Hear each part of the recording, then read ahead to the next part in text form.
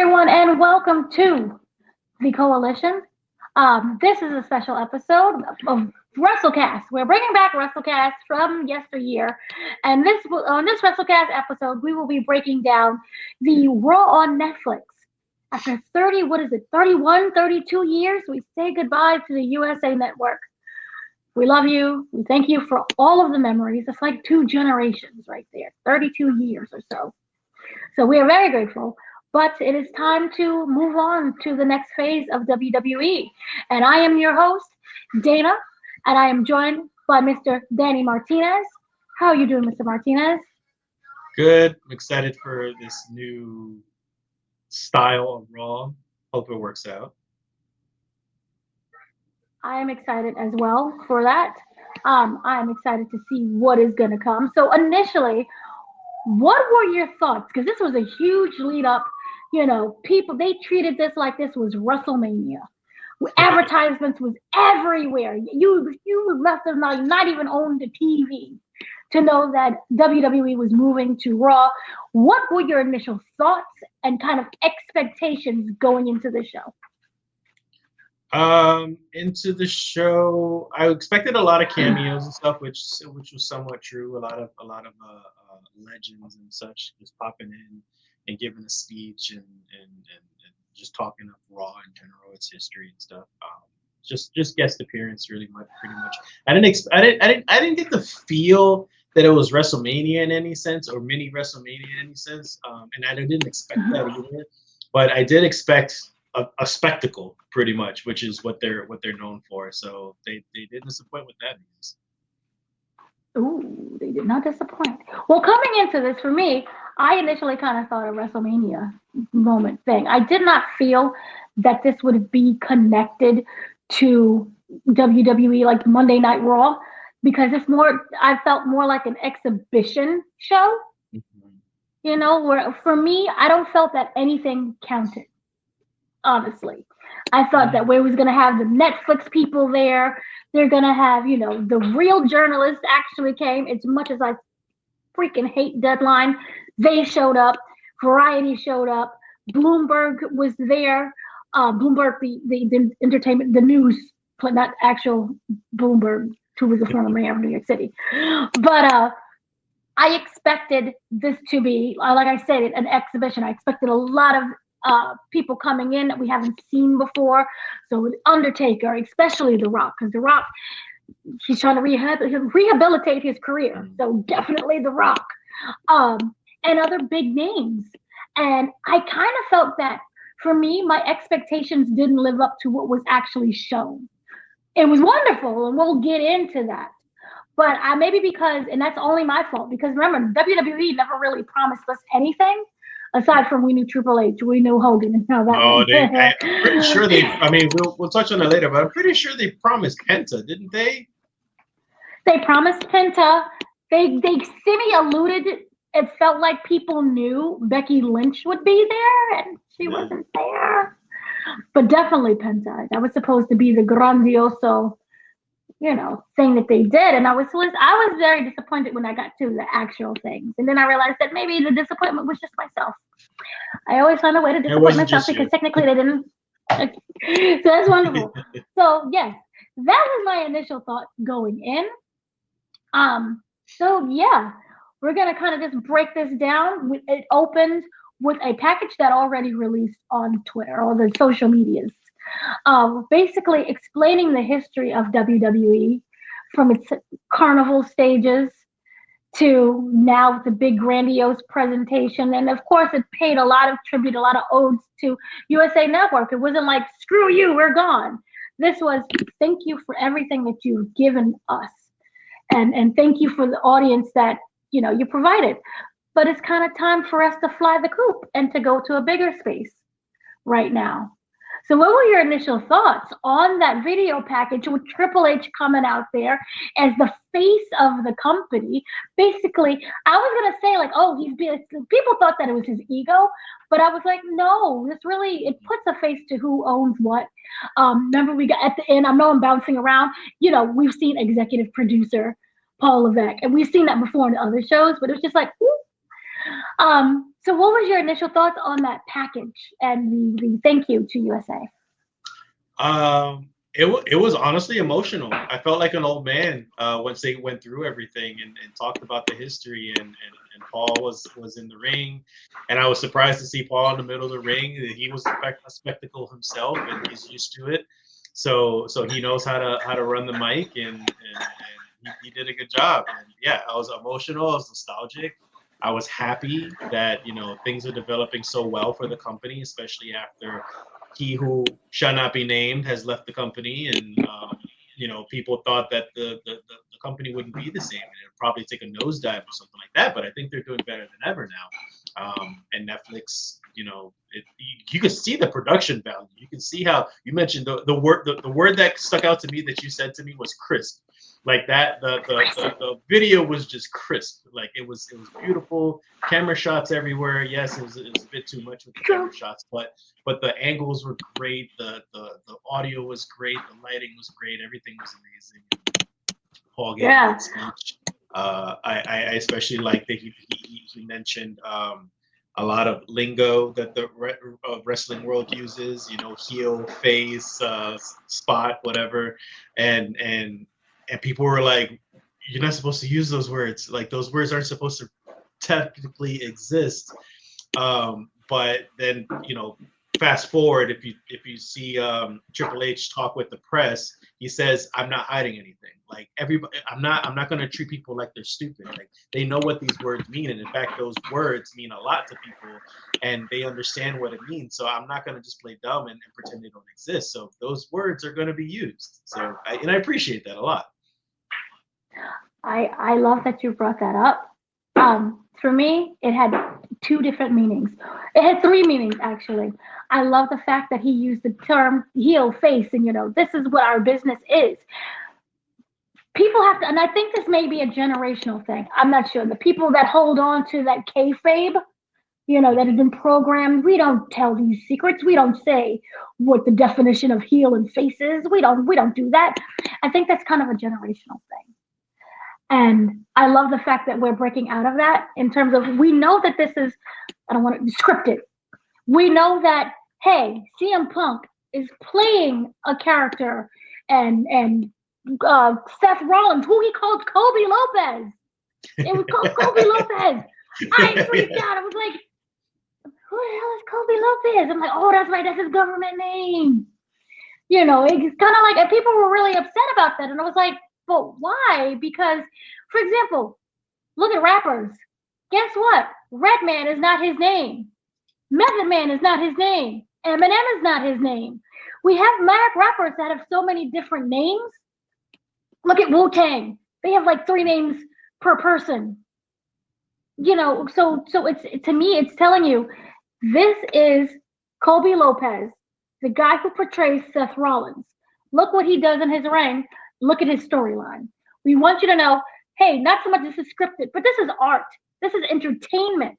So for me, that it meant a lot. Another thing, I thought it was a full circle moment for Triple H. I think you're old enough to remember. Remember when Triple H got in trouble a long, long time ago for breaking kayfabe with the Click? Oh, of course. Remember, it was at one of the Madison Square Garden shows where, this was when Kevin Nash and Scott Hall were leaving to go to WCW. And they were in a ring facing against Triple H and Shawn, I think it was Shawn Michaels. Shawn Michaels. And at the end, somebody recorded them hugging. Oh, I miss you. I love you. And that's, oh my God, we don't do that because that's a face and that's a heel. They're against each other. Are they really friends? What's going on? That's not right. And they got reprimanded to the point where, remember, Triple H was supposed to win King of the Ring. But instead, some weird dude, Steve Austin, the ringmaster, ended up winning. But he got punished for that. So I think it's just a real full circle moment for him to be using those terms and to use it such proud, he says, yeah, I'm saying this. It cost me my career, but look at what it is. We're embracing this. And it is that whole argument of sports entertainment versus wrestling.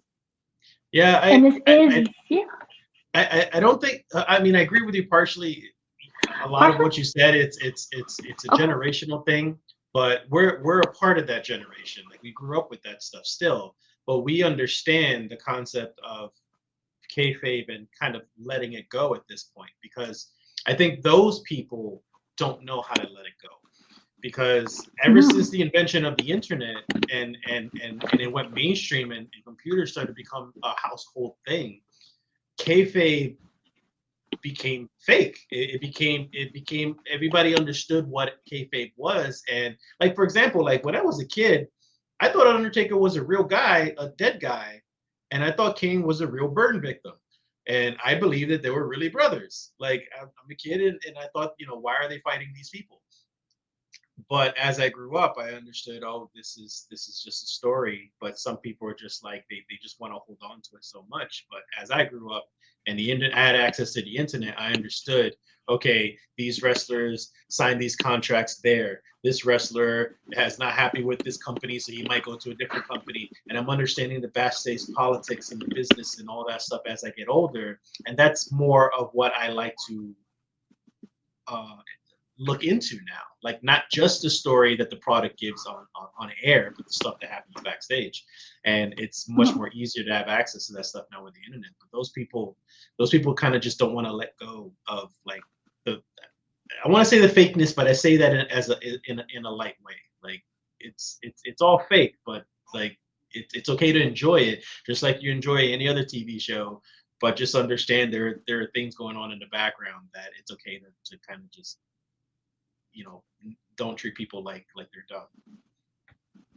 Yeah, no, I completely agree with you with that take. So it is kind of weird to me, and I really thought that Undertaker and Kane were throwing lightning bolts and fire at Yeah, each other. yeah. I was like, where is this coming from? And Sting really could fly to me. He could fly. Yeah. So I did appreciate that part, and I like the fact that they had the curtain. This whole big reveal. He remember it was Yeah. started with a curtain, and then they dropped the curtain. I was like, oh, this is a show. Yeah, so I love his message. And then, of course, came out a lot of more talking, which threw me by surprise, Mhm. where we ended up with the Dwayne The Rock Johnson, who a lot of controversy over what he said. But Dwayne came out, and we're expecting heel Rock. He came out babyface, and he was like, put over Cody. Oh, I love you. You're praising him. What is it? You carried this company on your back for what was it, 18 months or so? Mhm. You carried this company on your back, and well, I really love you. And hey, say hi to your mom. And I'm just like, what is You carried this company in your back for going 18 on? months. Then why the hell did you try to take his match spot in WrestleMania? Then, huh? He took his match spot in WrestleMania. Forget the fact that he beat him to like the point of like I'm wondering if is Cody even alive. He beat him with his own belt. Yeah, The yeah. blood was pouring down his face. He cursed him out. He taunted his mother. How did you feel about this segment and The Rock being a face or good guy? Since we now have new viewers of wrestling. So this comes back to the same thing we just talked about. Kayfabe is Mm-hmm. I can separate the two. If The Rock decides to want to be a face, all of a sudden let him be a face. But it is jarring. You have to admit to some people it's jarring to see such a change in demeanor after what we just saw with him and Cody Rhodes. So now all of a sudden he's playing the good guy and he's praising this guy after what he did to him and in and out of the ring, like literally like backstage. He tried to take his spot at WrestleMania. He tried to use his influence and try to be the big dog again and have a match with Roman Reigns, and it didn't work out for him, and people weren't happy. And then on top of that, a lot of people aren't happy with the way that he's treating uh, Hollywood. People aren't happy with his movies. People aren't happy with what he did with DC. I know there was a bunch of controversy with with this fundraiser that he was trying to do with Oprah when they were trying to raise funds for Hawaii, and it was a lot. So a lot of people were waking up to the fact that he's a very fake person. He knows how to talk. He knows how to talk on the mic, and he's clearly trying to save himself and restart his career again because it's kind of taking a dip. And what angers me the most about it is that people will fall for it because they love The Rock. They do, and they don't see the other side of things. They just see The Rock. They see the most electrifying wrestler. And yes, I still agree. Like he's still damnedest best on the mic. Like if I didn't know all the stuff that happened to him and all the stuff that he pulled, like I would have felt for it too. So, but the speech itself was good. It was a nice speech. It wasn't really motivating. It was a lot of the same rock stuff that we hear all the time. So it didn't really like get me pumped for the rest of the show really. I am going to say something maybe a little bit controversial here. I feel that The Rock is at a point in his career where he's desperate. He has failed on every level. You know, there was that article that came out that explained how his behavior during Red One, the delays, the peeing in the bottles, the not being prepared, and also that was during WrestleMania 40. Yeah, during WrestleMania 40, how he no-showed events. He didn't no-show. He like showed hours and hours late to events, and the crowd was angry. And yes, you can say, "Oh my God, that's just his heel persona," but this man at the moment is not loved in Hollywood by regular people who go, watch his films. His films have been panned. They have not made, they have made their money back. They have been that kind of success. But in terms of The Rock and being that draw again, he's not. There was an article that was written. I don't have the article, but it was written how he's trying to restart his career, which is why he is doing the A24 movie where he plays a boxer. Right. He stated himself, I'm doing real movies now. I'm an actor. What was you doing beforehand? What were you doing before? But the point of what you doing before here? Allegedly, he tried to stage a mutiny, as you stated, with DC Studios. And remember, instead of getting Creature Commandos and Superman and all the movies that we talked about with the lineup, we would have gotten, 5 movies of Black Adam? Probably. Most likely. 5 movies. And remember, his contract, he can't get hurt, he can't get beat up, he can't do this, he can't do that.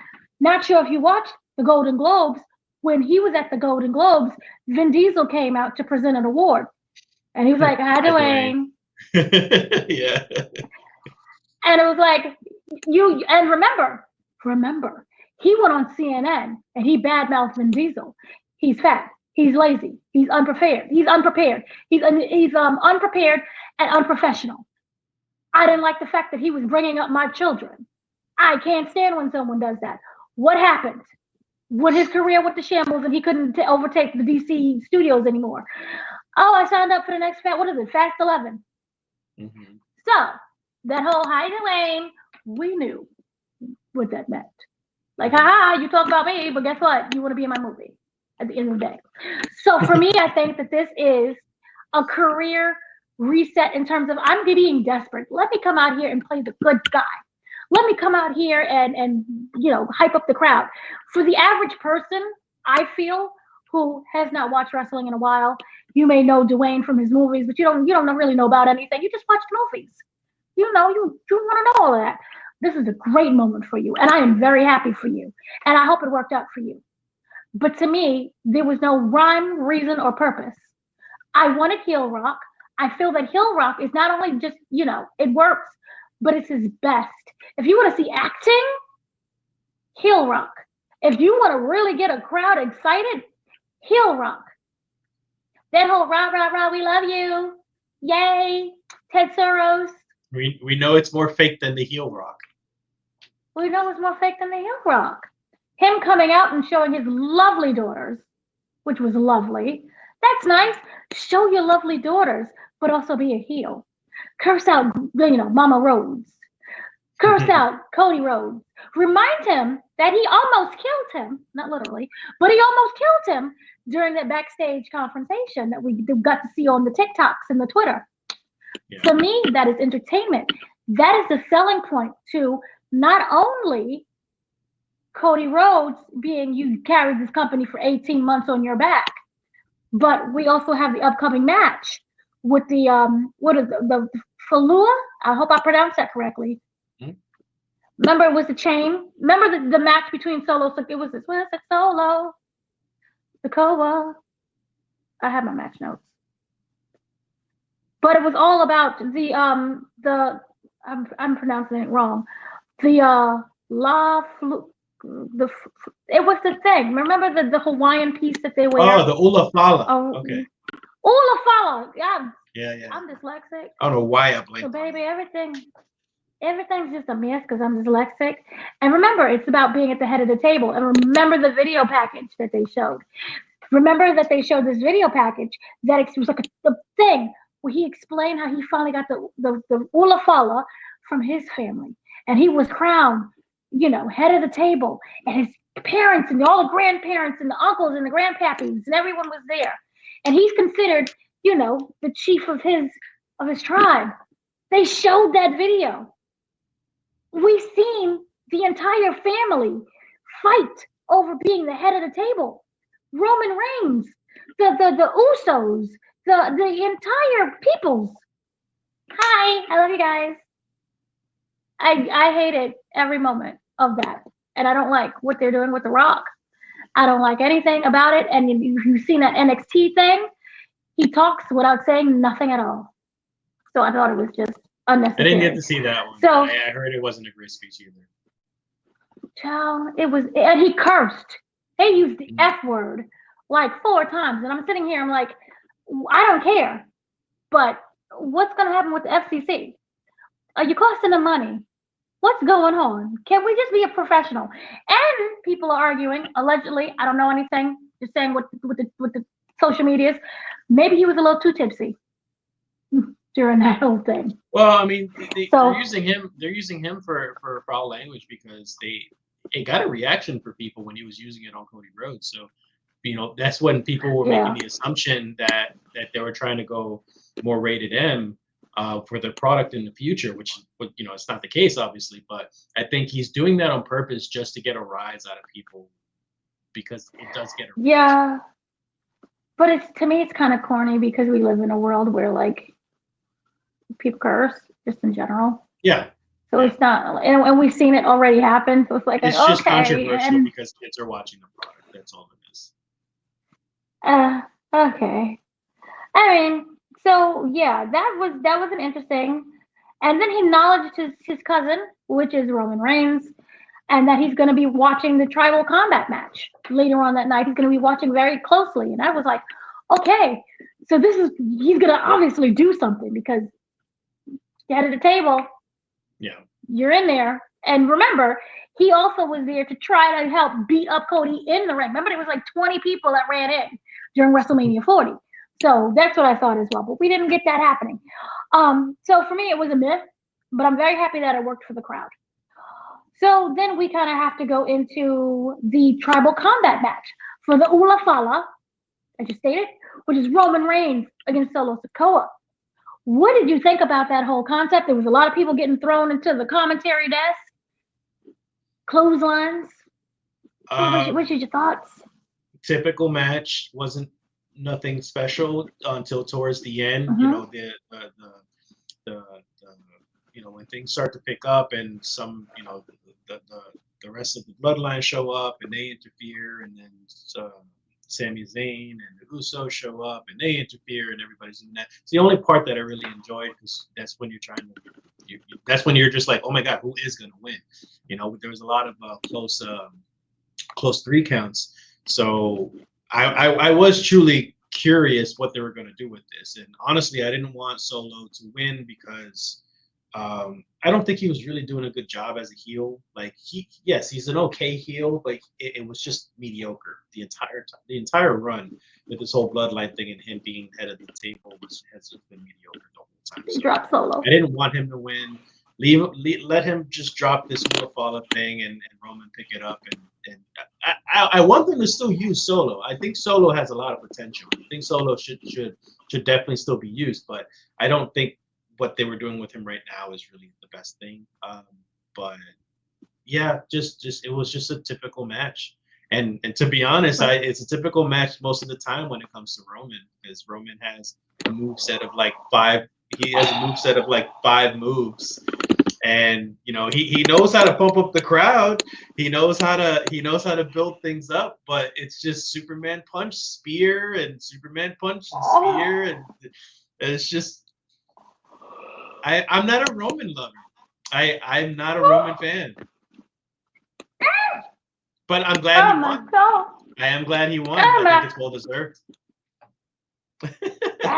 That is my heart. I do agree with you in terms of the Solo Sikoa. I really feel that they are kind of like dropping the ball a little bit with him. I wonder if it's this. Did they introduce too many members of the family just in terms of overall the storyline? So then that way people will drop off. I think they introduced them too fast.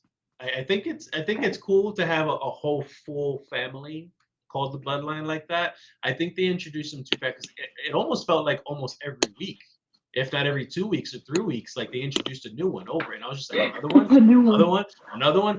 Who's this guy? Oh my god! Like come on now! And it was always the same way too. It was like Solo was about to lose, and another one is introduced, and he interferes in the match, and then he takes off the hood or whatever, and it's like, oh my god, it's this guy, and I was just like, I'm over it. So yeah, a little too fast. And then you have Rikishi on basically Twitter going, "I have more kids. There's more of them.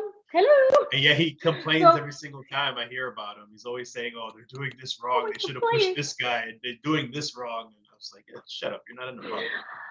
But I love him though because he's so invested, and like this is, it's his family. I think the backbone. It's his family, and it's kind of the backbone as to what is helping to continue to make WWE good. Yeah. We came from, remember, the last time when he was down in the run, they were throwing dog food on Roman Reigns. And to see him now with, and that must be a really great feeling just in general. I'm an only child. I don't know what that feels like. See your entire family in the company with you in a storyline. Yeah. Even Rock's daughter is over in NXT. Like, this is just amazing. But yes, here's the thing that I will say that I liked about this match. Solo Sikoa made it really clear that he felt that Roman Reigns never loved him. That he was like ignored completely in the family. So I like that kind of, we've seen before, trope storyline, but I like that. So to me, it was a very basic match, but it still had passion, and it still kind of showed you where everyone's headspace was. So I did like that. I like the fact that, he did, choke him out. I did like that we involved Jimmy was there, Jimmy Uso. We had Sami Zayn was there, which is, he's the adopted family member. He's part of the bloodline. He's the backbone. Just as sorry. Okay, but yes, he's just as sorry, this is so weird. But they got involved as well, and then Fatu was there. Tonga was there. Was it Fatu? Is Fatu the one that is like more of the killer, or is it Tonga? What do they call him, Wolverine or something like that? Yeah, Fatu. This is what I was like, this would be a really great time for some blood, because Fatu is known, if you really watch him wrestle in like the independents, for like for killing people, not literally, but he basically kills people. Yeah. He's a mess. So I did want some blood, but we got no blood. I was kind of upset about that. Kevin Owens came in there. He hopped over the barricade with that. He did his little stunner, and I was like, okay, stunners, Stone Cold. No, it didn't happen. Whatever. But overall, the match itself was okay. I think the interferences helped. I wanted a lot more. I wanted, and this is the part that I didn't get, which is probably for me in my mind, in order to say that this is okay, this is an exhibition, so that it doesn't count. Because I would have booked The Rock to be in there. and they'd be like, "Ha ha, you thought I was a nice guy," and just start tearing everything apart, start messing it up. But instead, Roman Reigns won, as you know, and the Rock came in there. He walked into the ring and he placed the Ulafala on Reigns,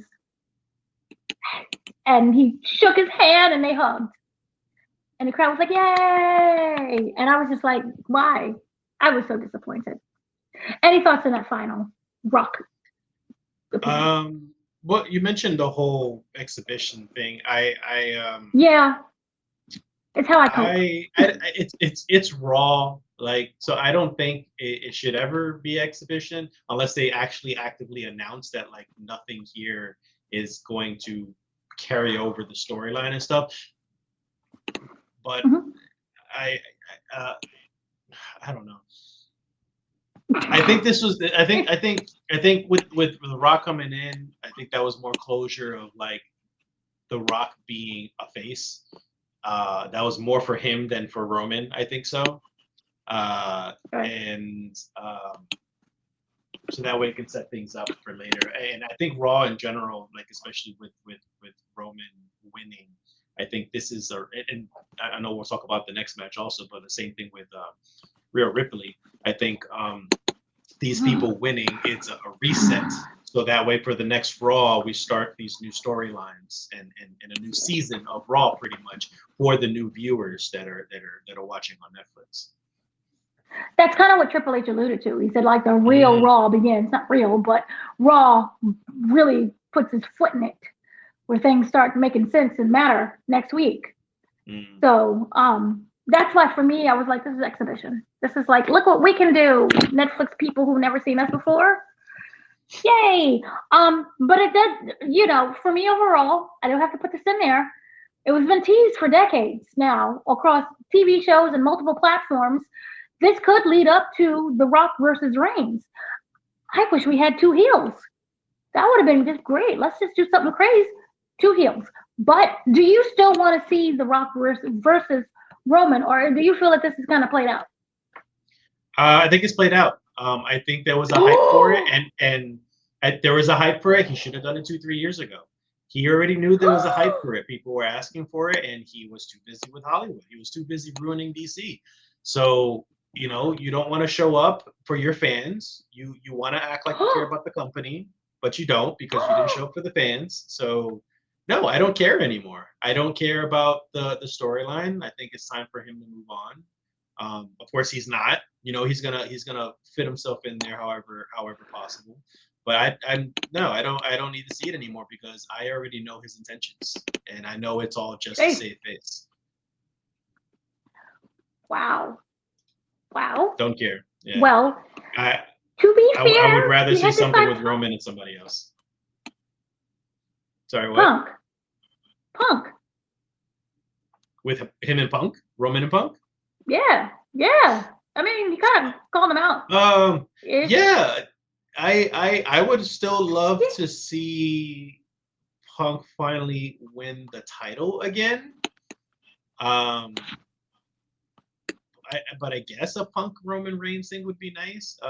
They both do really good with a story, like the way they'll talk to each other and everything. They'll go down story wise and stuff. But I would love to see Punk win a title again because it's been a long time coming. Yeesh. Punk Okay. can finish the story. Punk can. That is true. Let him finish that story. I have a question later on about Punk that I'm really interested in knowing your opinion on. But wait, Mm, we're gonna move on to Mr. Cena of John Ness, who was dressed. That blue was lovely, just a lovely color.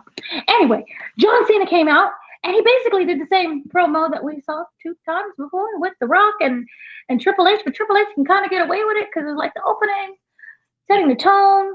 But yeah, and I love John Cena. I think he's amazing. I think he's everything that The Rock is not right now.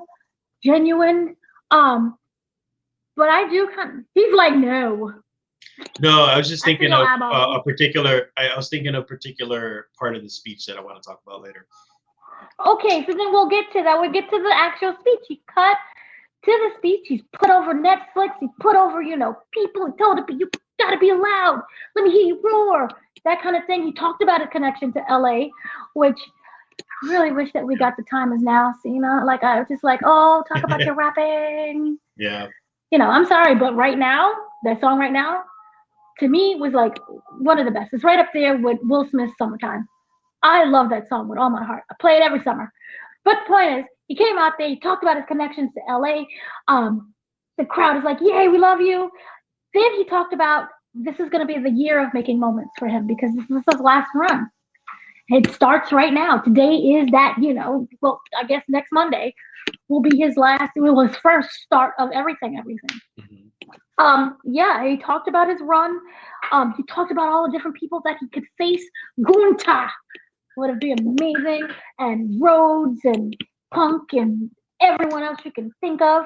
And he wants to go for his record-breaking 17th world champion. But he doesn't see that happening. And I kind of liked how he did that. He was like, no, I don't see it. No, don't give me the belt. I don't want it. No. What? Yeah. Oh, the belt. Yay. Um, Yeah. so what was your thoughts on that? He could win Money in the Bank. He can win Elimination Chamber. He can win Royal Rumble, which is coming up in February, which is weird because it's always been a January event for me. Thoughts? So that was the first thing I was going to mention. That's what I wanted, what I was thinking about at that moment was the fact that I appreciated that he was being honest and saying, I don't see number 17 coming. I don't see it happening.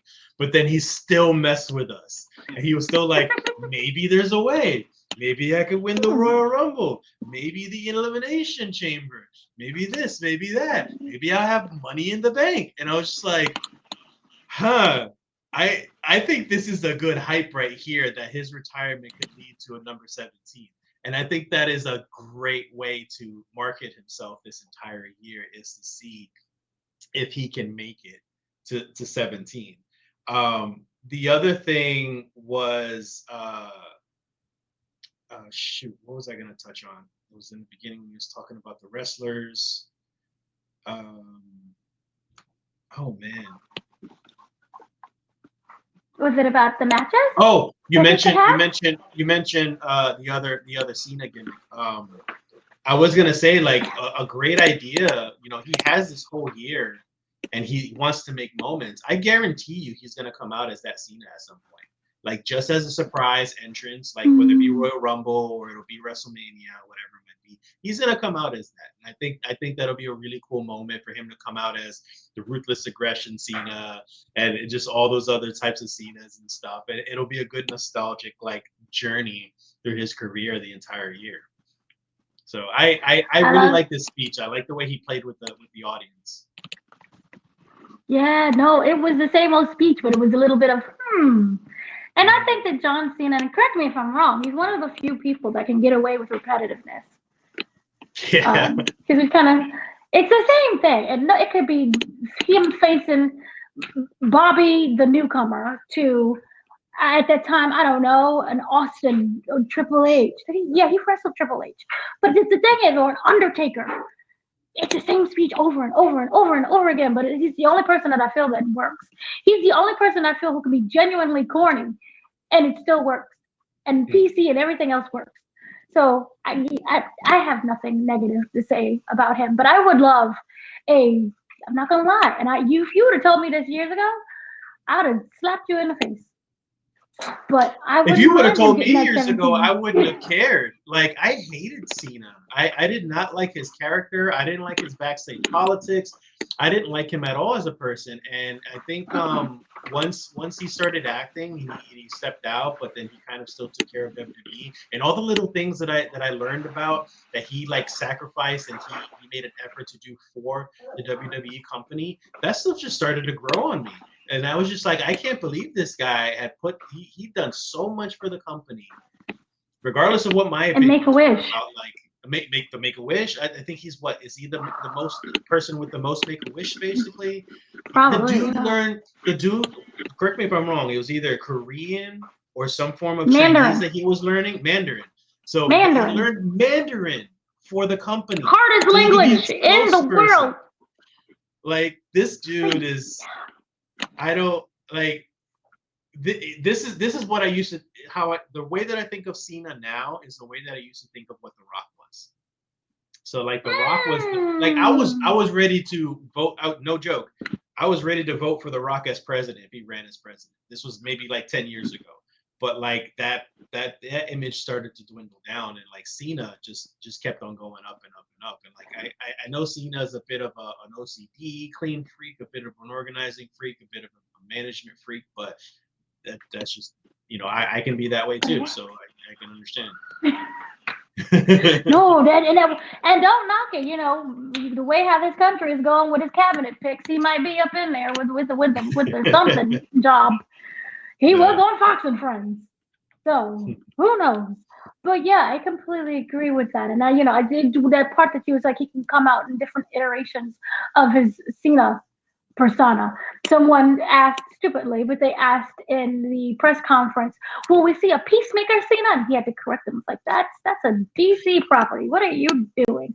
But that's just to show how well he's doing in Hollywood, where they don't even, you may not know the studios and what owns which. You just know John Cena's Peacemaker, and you want to see it out again. And I think that is kind of the beauty of what John Cena was able to do. He went through a lot of rough patches because that was not the case. People were booing him out the building. We'll get back to boos later, but they were booing him. I remember they just did not like him, and to see him stay strong with it, because it was really easy mentally to fold up and just go home. But to see him stay with it, and I think that he would make an amazing ambassador, amazing spokesperson. He just knows how to talk. He knows what he's saying. He knows his information, and again, it comes across as really genuine, even if you may not mean it. I never met this man in terms of I don't know his personals. I know he's married, but I don't know his personal business. The man could be a maniac. I don't know, but the way that he gives himself out to the public, he's everything that you could ask for. That and Cody Rhodes, because remember when Cody Rhodes got those questions about the man who we will not talk about, he handled that like a true. He handled that better than Triple H, if we're being honest. Yeah. So. Yeah. Yeah. And Randy Orton. Yeah. and Grandy's growth. Oh my God. Because he was a menace. Yeah. And to see him now, like standing up for people's rights and taking things by the horn, but Cena's not done. He made it very clear, even after he retires, he's not done with the company. He said, "I'll put on a suit. You're gonna have to literally fire me to get me out of this company." And I believe that, because you got to have that appreciation of what made you, and also it comes across as he genuinely loves it. So that's also good too. Because when you don't love things, you will start acting like CM Punk and others, or the Ray Phoenix.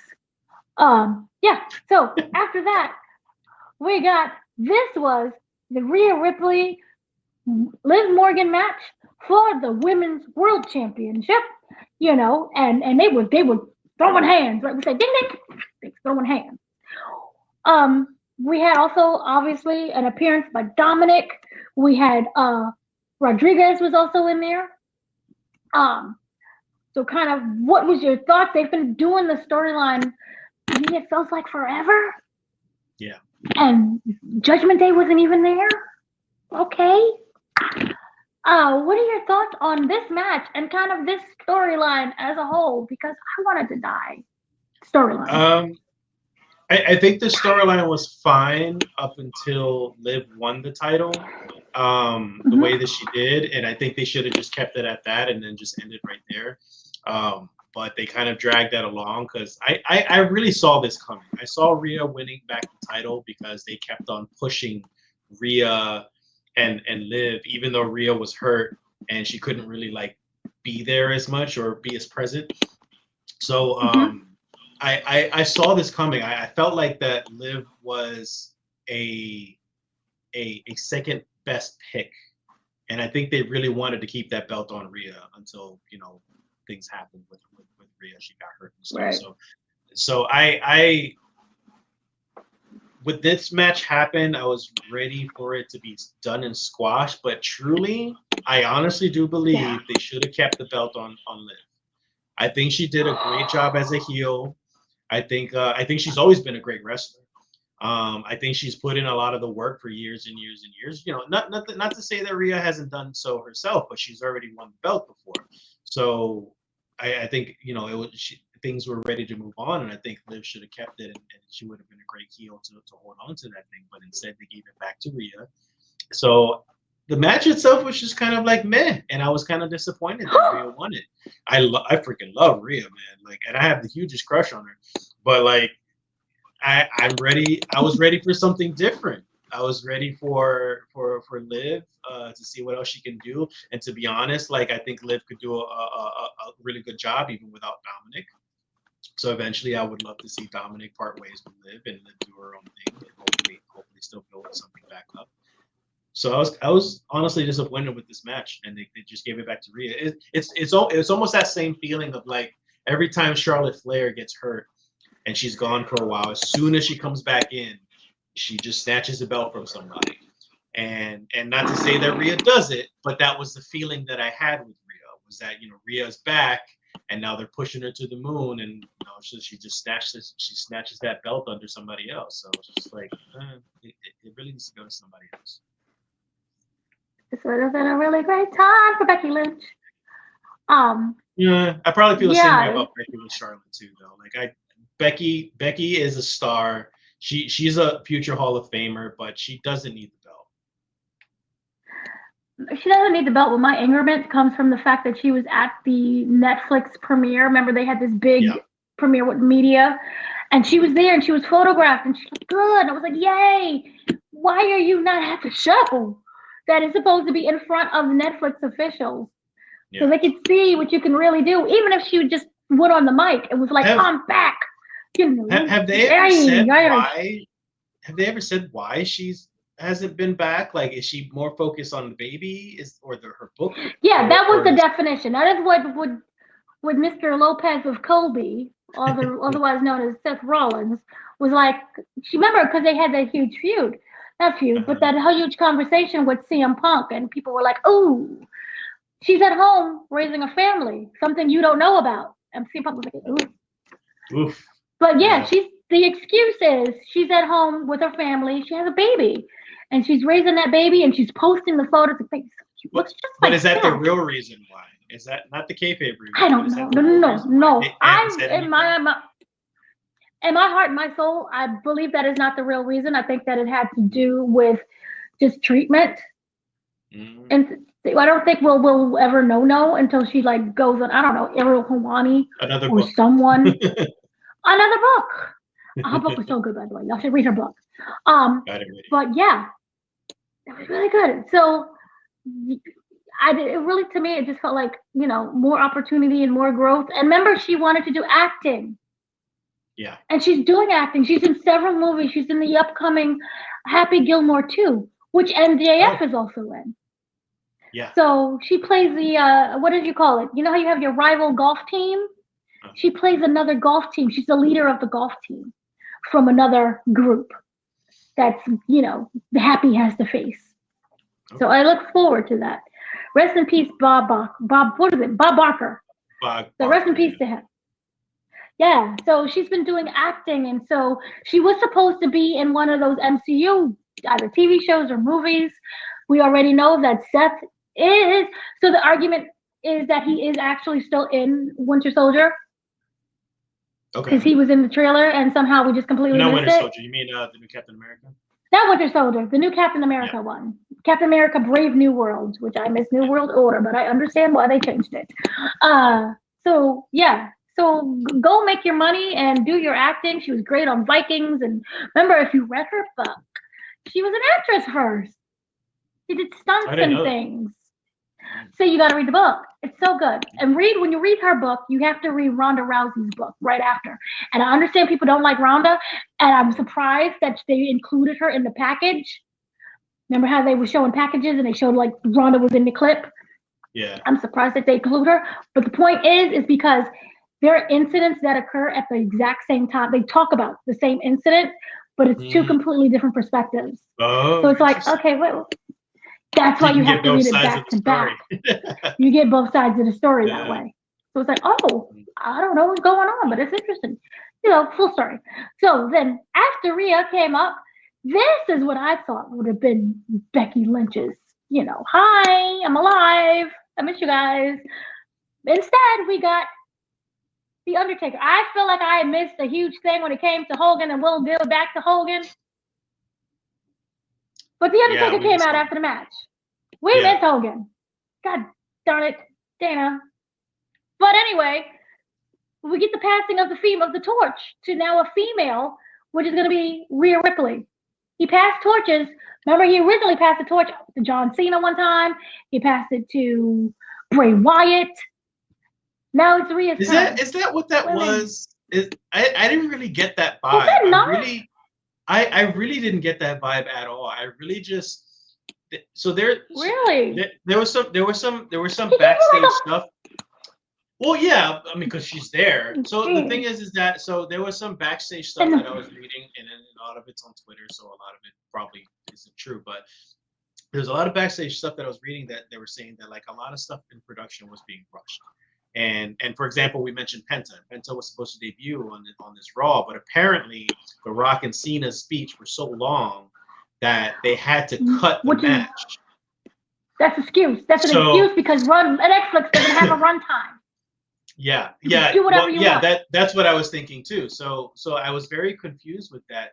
So some of the production stuff was being rushed, and the interruption of Rhea's celebration was just very odd to me. And then the Undertaker comes out, and he comes out in his motorcycle. He does a stupid Kid Rock circle thing on the ring, and then he comes back around, and then he gives some kudos to Rhea. But I almost felt like he was just giving it to her because she just happened to still be on the ramp. Because when his Kid Rock music came on, they had cut to her on the top of the stage, and she looked a bit confused, like it was weird. Yeah, she was. It was very awkward, and she looked very awkward. And she looked at the camera and she said, "Well, while I'm here, I guess I'll just polish my belt." And she starts polishing the belt in front of the camera, but she looked very awkward, like she didn't know what she should be doing at this moment. So I was just like, I don't think this was planned at all, and I think they just shoved the Undertaker out there so they can just like keep the show going. Well, they did a really great job of being in sync because they did the poundage and then they did the fist raising up. So I was like, okay, that was good. I could be wrong, but that's the vibe that I got from it. Okay, yeah, I can understand that. And I also kind of skipped over one thing. Jimmy, what was it, Jimmy or Jay? It was one of the Usos. It was Travis Scott came out as well, and that was a huge thing. He debuted his song 4x4 or 4, I don't know, 4x4 basically, which is Raw's new theme song. So it was perfect for that moment. He's like, no, I don't like it. I'm not a fan of hip hop. I mean, I know this is for the new generation. Wow. I'm not a fan of hip hop. Like this generation's hip hop. Okay, so you have to say this generation. You can't be like hip hop. No, I don't. I'm an old man. I don't understand the music nowadays. Like, give me some Wu-Tang, give me some Method Man and Redman and Busta Rhymes and all that stuff. But like the music nowadays, I don't get. No,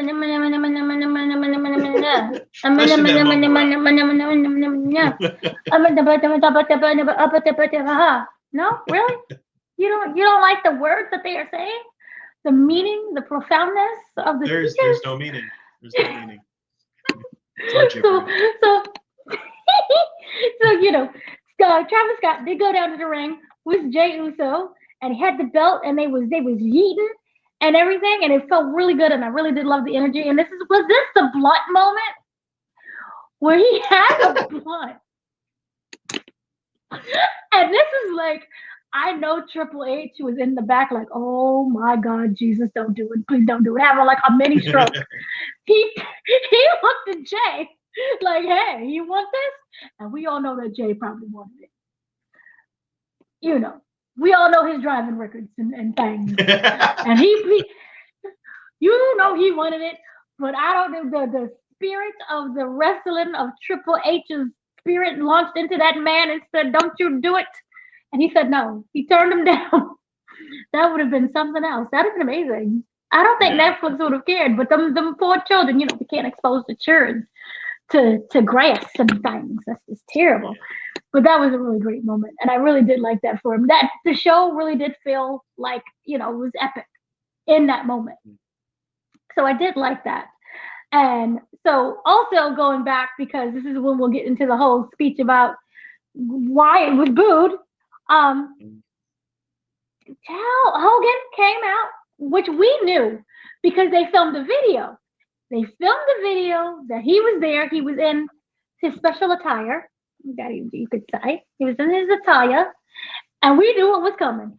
And people knew it was coming because it was kind of advertised that Hogan would be there. And online, people kept saying, "Don't do it, don't do it, don't do it. It's not a good idea."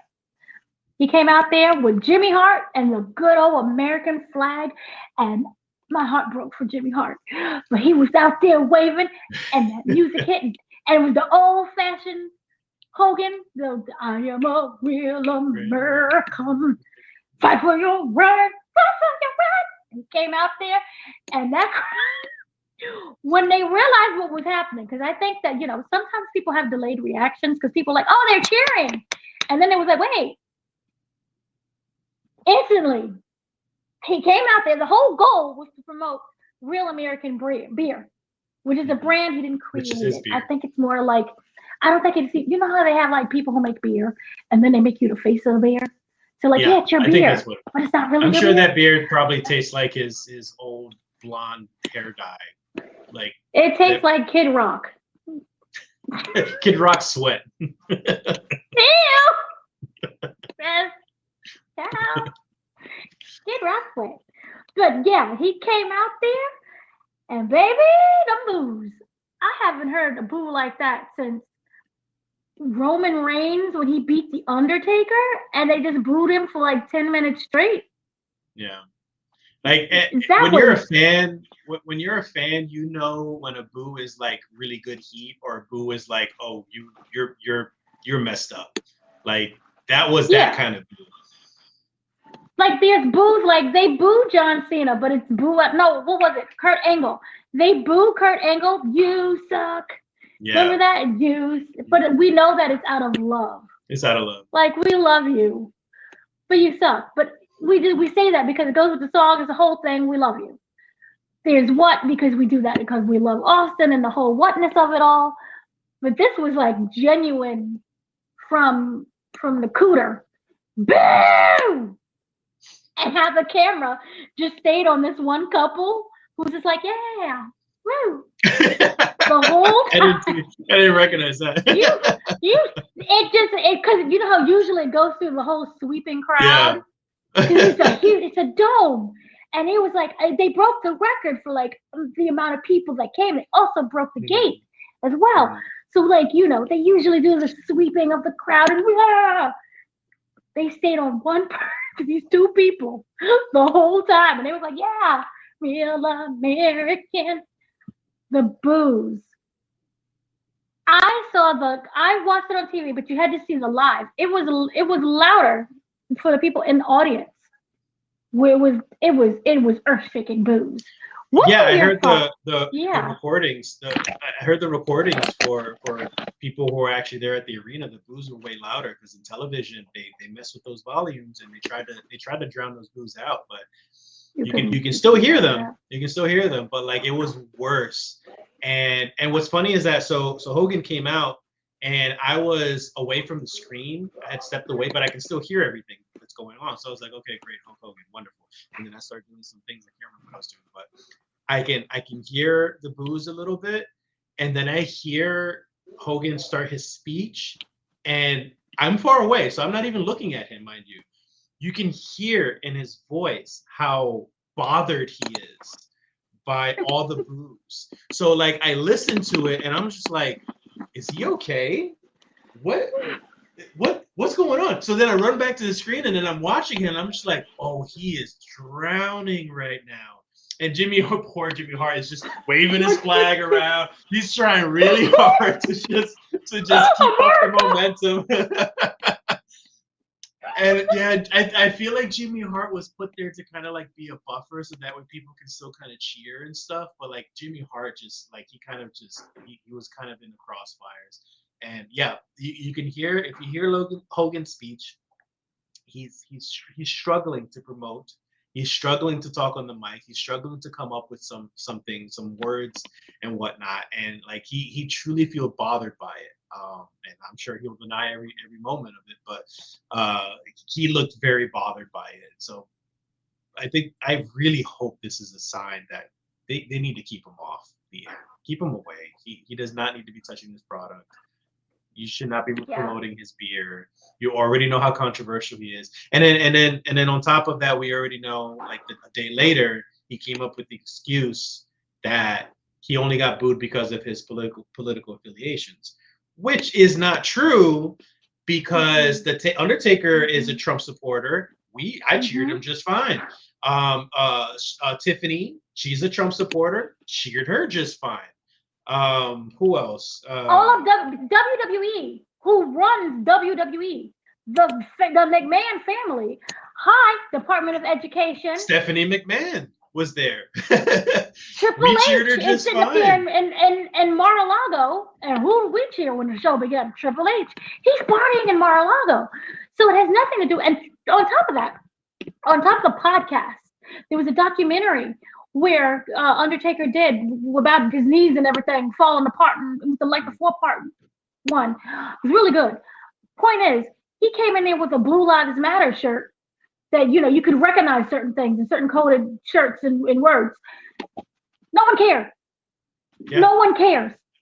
And I think that we're at the point where, who won the popular vote? So therefore, we don't care.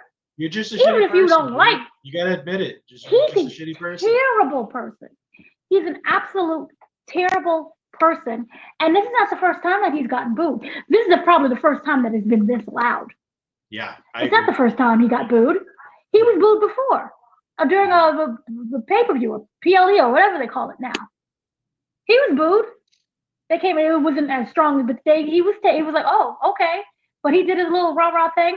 But you could see that, as you stated, he was struggling. He was on that struggle boat without a paddle because he tried to bring up Andre the Giant, America, Macho Man Randy Savage, people that, yeah, woo, Macho Man. No, they wasn't here for that.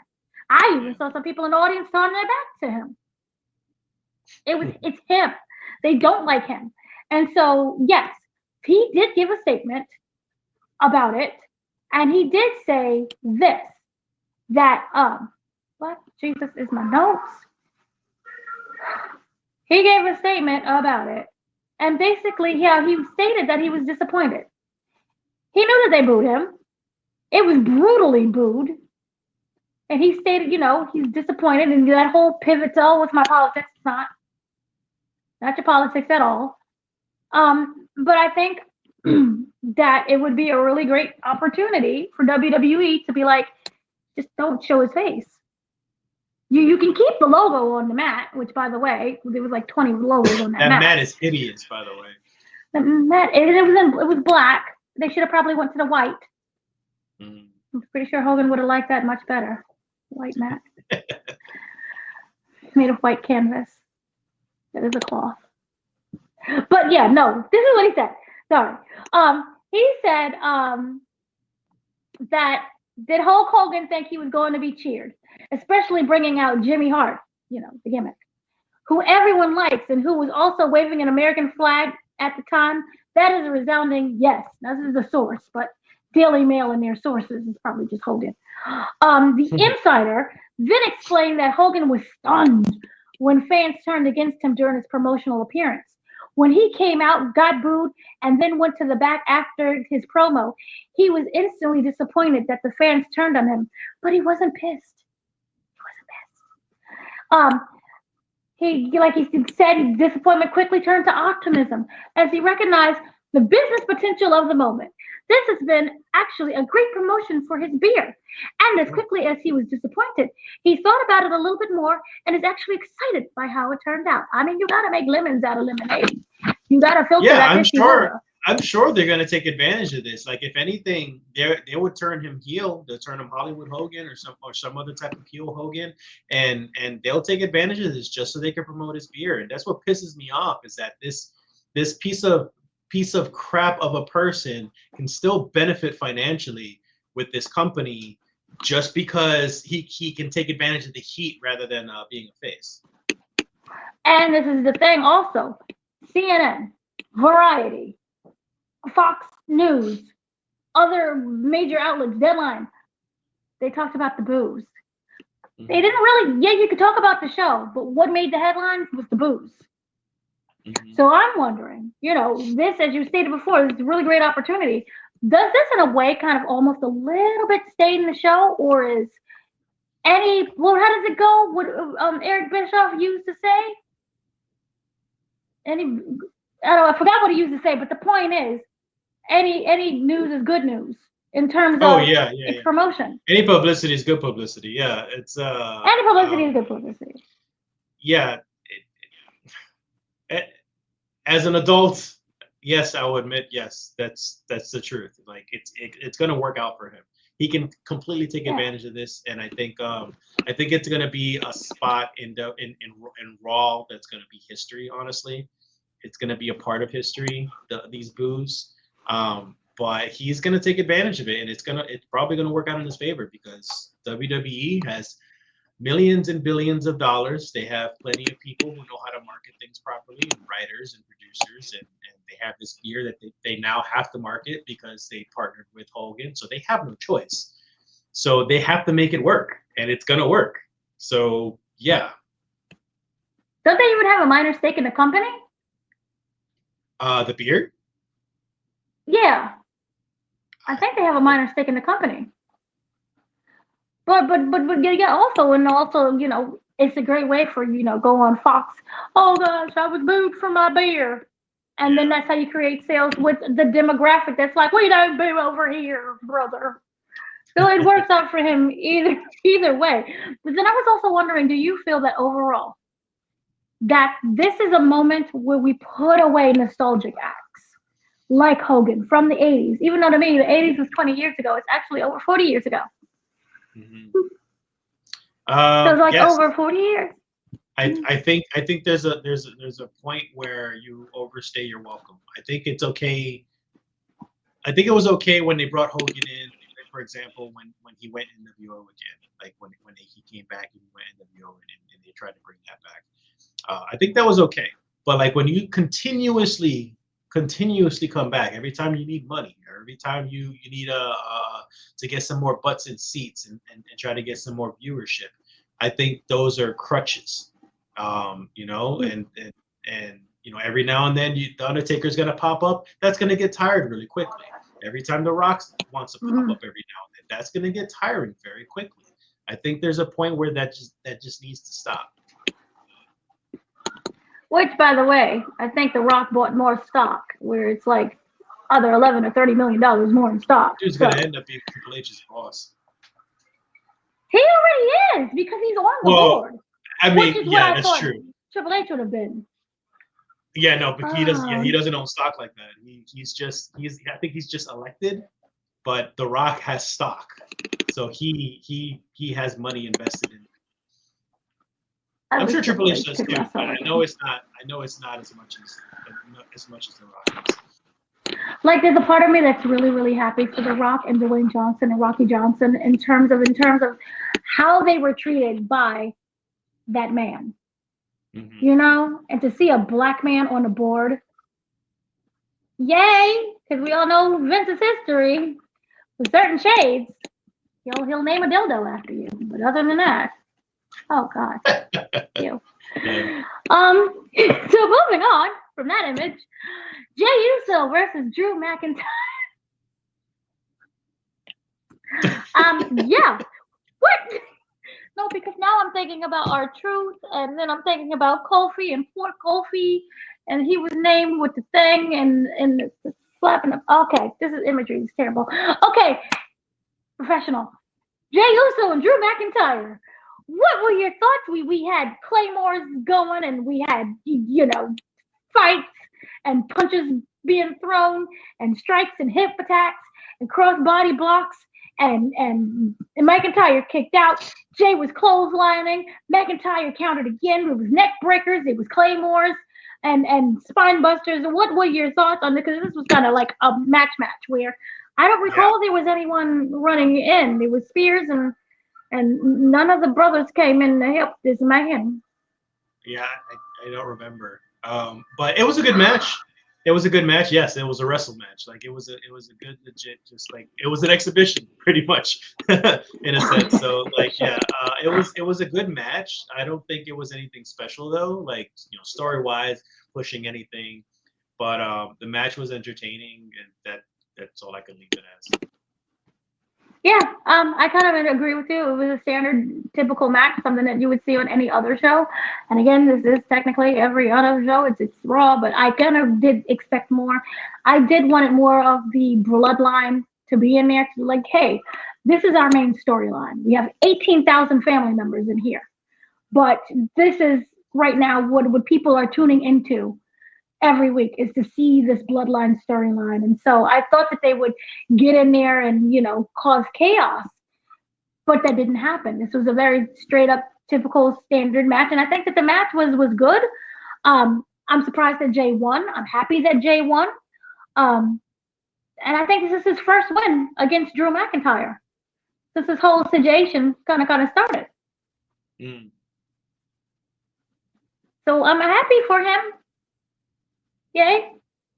So then we got to go. What they're doing with them, I think they need to do more with the Usos in general. I don't think they've done enough to really push them.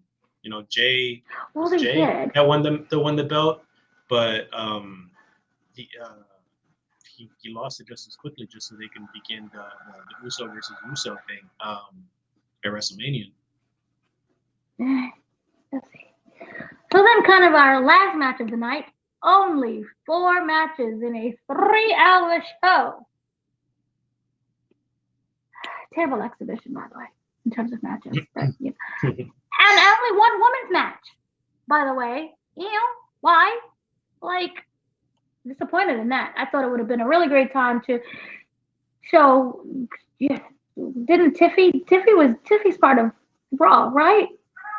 No, that's SmackDown, because didn't she win SmackDown? She won the belt. Yeah. And that was a good thing.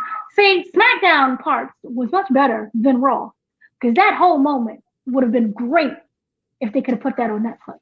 But I understand you can't, because Raw and SmackDown are different brands, and I get it. But it was more like, yay, for me in terms of excitement, in terms of, here's what here's our matches and what we can do. But anyway, Seth Rollins versus Kobe Lopez, other known, Seth Rollins versus Kobe Lopez. Okay. CM Punk versus Seth Rollins. What were your Kobe thoughts Lopez on versus that? Phil Brooks. On the Phil and the Kobe situation. Because that was good. The match itself was good. I really felt like they should have built this up a little bit more. This whole feud with them kind of happened. Obviously it's been years in the making in a sense. Yes, yeah, you can argue that it's been years in the making, but when like the official feud actually started, it feels like it went like they did more to build up the feud with him and Drew McIntyre than they did with like Seth and Punk, I feel.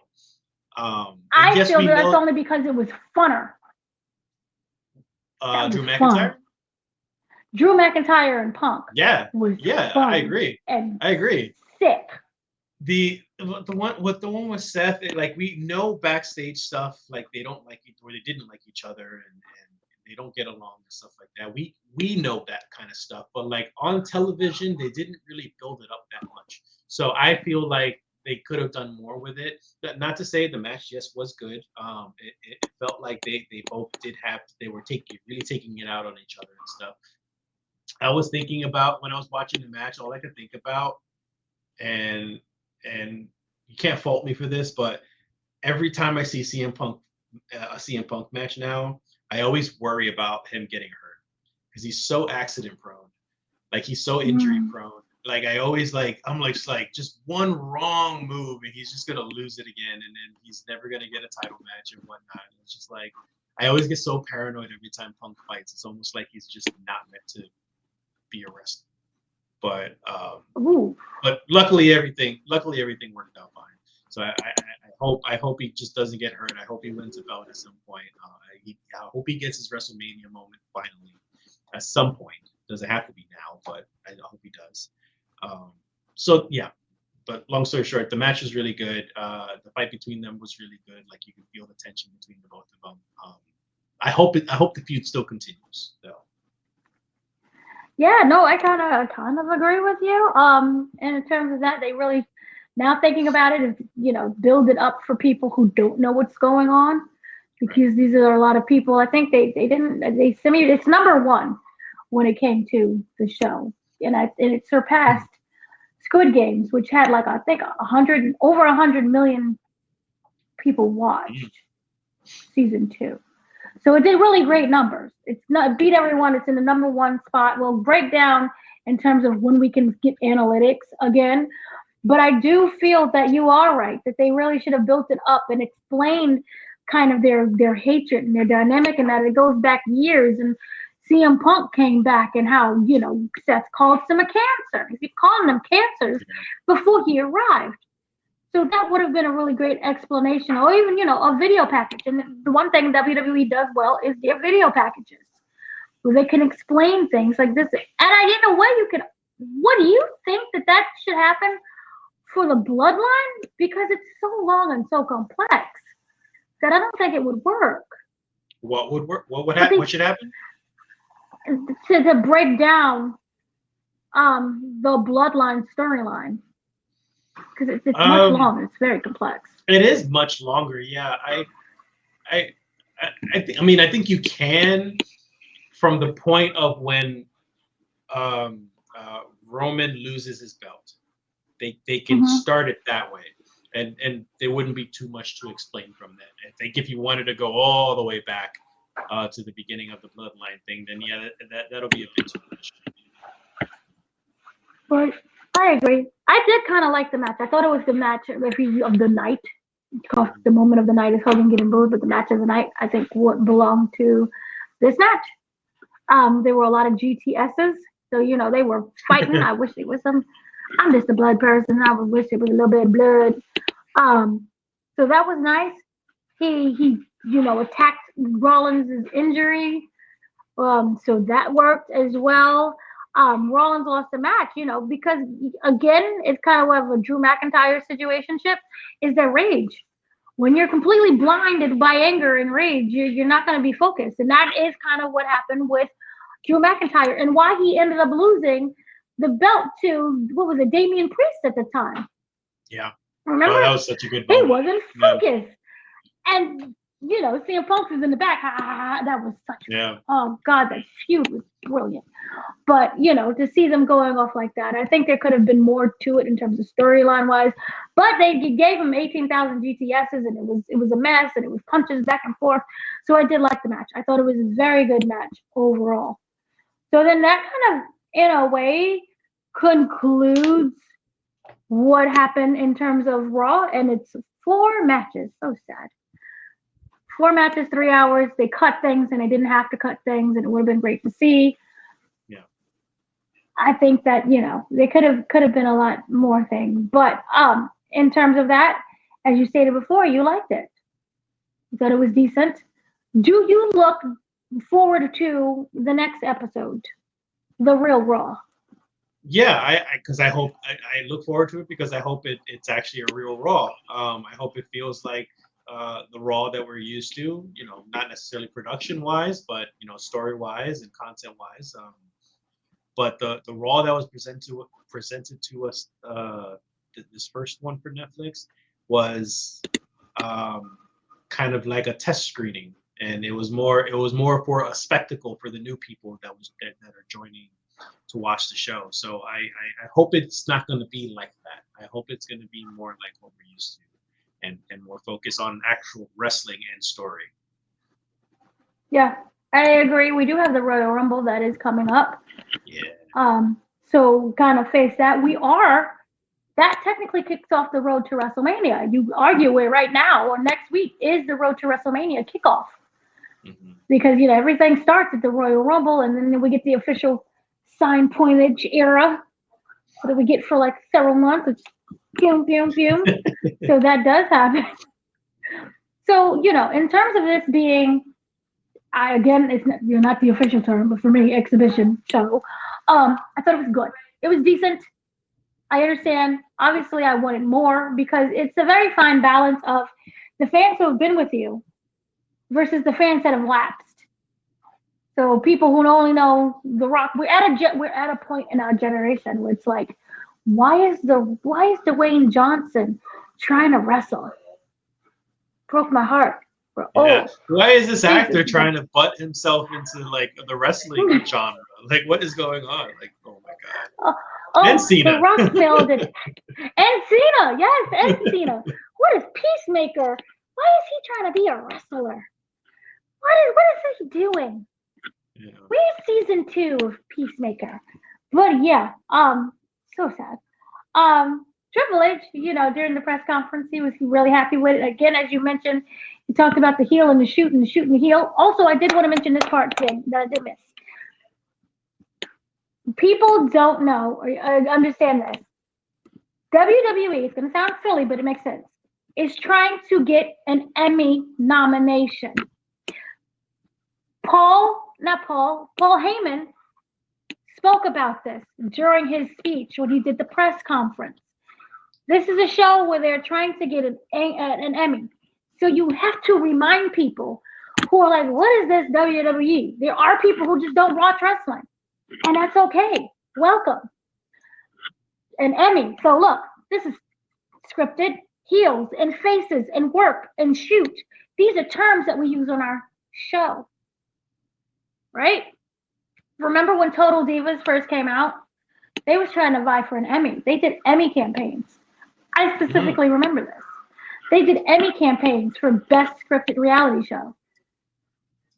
Or no, best reality show. Reality show can't be scripted. So best reality show. If you're trying to go for an Emmy, then you need to do better. And I'm not to say that the product is bad, but you need to do better on your story. You have to focus on your story. That's what's going to bring people in. Like, yes, wrestling is a priority, but like, if you got no story, you got nothing. So they got to step it up if they really want. Even a nomination, they got to step it up. That is very true. I completely do agree with that. They do have to step it up, but for right now, and then that's also aside from the beer aspect. I think that's what they're doing with Hogan, in terms of look, we have Hulk Hogan, and there are people who are in their 50s plus. Because I don't think the people in the 40s like him very much, but in the 50s plus, I am a real and that's his people. Yeah. So maybe that is a situationship. But yes, Triple H did reiterate that this is a standalone event. So that's why that happened. I do think that, they could have utilized more times and did more things. And they did say that they are going to extend their relationship with Netflix now that their deal with Peacock is going to expire very soon. So we're going to get more programming from Netflix. I think my favorite moment of The Rock was like, The Rock has come, WWE has come back to Netflix. And people were like, what? That doesn't make any sense. Unless you count that Vince McMahon documentary. Hey, you watch that essay. Now watch us wrestle. Don't condone his behavior. Child, that was a mess.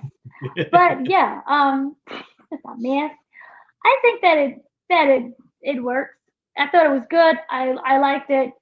I think people are being too critical on Triple H and the shooting and the healing, and Jey Uso didn't smoke the joint after all, so it worked out perfectly well. He could did have it been a after lot. the camera was. He did with the camera walked away. Stop. I'm sure. Stop. But he did well. Do you think that this was I know it's only one show, but overall, $5 billion investment in WWE from Netflix? I think it's the smartest idea. I think when things were controlled with Vince McMahon is old fashioned and he's very set on his own ways. So the fact that Triple H took over and obviously TKO, they're more Nick set Khan. for the future. And Nick Khan, yes, yeah, Nick Khan too. So they're more set for the future. They see potential in other avenues that other generations can touch on and view and access. And I think Netflix is the smartest way to do that. I think there are other places they can go, but Netflix is a great start. And I think this is probably the biggest, smartest decision they probably made to expand themselves. Yeah, I completely agree. Also, the gate was $3 million, which is the highest gate, I think, in history.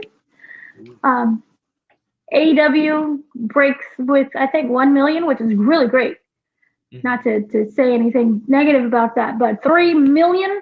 And for the record, those price tickets was going like the Super Bowl in terms of the prices for those tickets. I heard. These were not like cheap unless you knew someone who's like Vanessa Hudgens. By the way, I love the cameos. Macaulay Culkin got the biggest pop. Yeah. I love that for him. Vanessa Hudgens was also there. I love that for him. Michael Che. I really wish that they had something with Kieran, because Kieran was right there with CM Punk. Kieran was there. Yeah. And they released a video later on. Was like, I love you. And he's like, didn't you just win the Golden Globes? He's like, yeah, yesterday. But I came to celebrate with you. So that was really sweet. Fluffy was there. So yeah, yes. Wait, who did you say? Fluffy, Gabriel Iglesias. I thought you said Puffy. No. No, he doesn't go by that anymore. I said Puffy. All the fetuses who are watching this right now are probably questioning who the hell's Puffy. Who is Puffy? Lord, maybe he's watching Fluffy, from prison. He's watching. I don't know. They got the Netflix set up over there, so who knows? I'm sure he's lounging. He's lounging. He's got his feet up somewhere in that prison. I'm sure. Oh, child. Okay, so Puffy. Not Puffy. Fluffy. Fluffy. So that was great. But overall, it was a great show. Is there anything else that you want to touch upon quickly? No, that's it. Yeah, got lots of potential. I hope this brings in a lot of new fans. I'm so glad that wrestling is becoming mainstream again. Like we kind of saw the Attitude Era, and that's when things went crazy and it peaked, and then it kind of dipped down for a while. And I think it's starting to peak again. So I'm really happy. Yeah, I'm really happy about that as well. I like this new era. So this new era looks very promising. I'm really happy for it. We'll see what ends up happening later on down the line in terms of, Netflix could put all of the WWE program under lock, which has been very controversial, behind another paywall. But we'll see so far what ends up happening. So I look forward to the new phase and the new beginnings. We always love your USA Network. USA Network is not going anywhere. Doesn't it air SmackDown? It still airs SmackDown. SmackDown's still there. Yeah. Which is 3 hours. Oh my God. I didn't know, so I was so confused as to like, why are we continuing? So why are we going past the overtime? But it is 3 hours on SmackDown, so it's still there. And of course, we have CW is 2 hours with The Rock cursing every 2 seconds. So we'll see how that goes. So once again, I have been your host, Dana. I am joined by Mr. Martinez. We will see you when we see you. Have a great day, afternoon, evening, and adioso.